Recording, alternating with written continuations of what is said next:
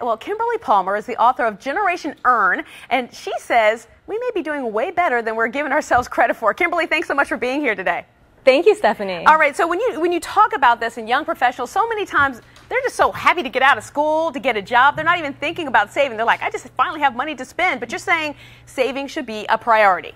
Yes, it's so important to save 1/3 of your income, which sounds impossible, and at some points it is, like right after you graduate. But on average, in your 20s and 30s, saving that much is really the only way to start saving for retirement, and also to have emergency funds, and also to save for your long-term goals. All right, so you're talking about 401k saving, for example, and also taking advantage of just having a savings account at your bank, right? That's right. Across the board savings, you should be trying to save about 1 in 3 of every dollar you earn. Okay, let's talk a little bit about this, because you talk a bit about extra money, which, quite honestly, I'm not exactly sure what extra money is.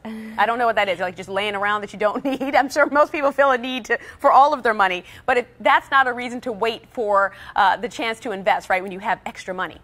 That's right. I mean, that's one of the biggest mistakes young people make, is to wait to start investing until they feel like they have that extra money. And like you said, we never feel like we have extra money. There's always needs for it. So that's why you should start investing early. And the best way to do this, a lot of young people I interviewed actually started slowly. So if you can start by saving just 2% a year, slowly increase that to 4%, eventually 6%, then you can start saving at a healthy rate and investing as well. And hopefully as you get pay increases, you won't even notice it as much. Yes. Now, one of the things that you could do if you have some extra money is put it towards your student loan debt. How should young professionals go about attacking that?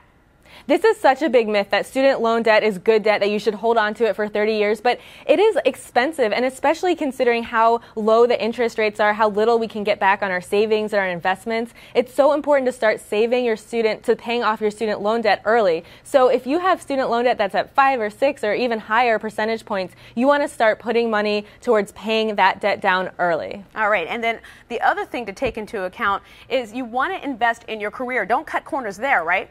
Right, we're trying to be so frugal in so many parts of our lives, but when it comes to our careers, you want to spend. You don't want to scrimp there. It can mean taking things like a leadership development course if you want to become a better leader at work. It can mean going back to school or hiring a career coach to help you. So it can mean a variety of things, but you really want to invest in your career at this point. Yeah, and one point that you made that I think a lot of people could hear, no matter where you are in your work life, be true to what you really want to do, because then you'll probably do better at it, right?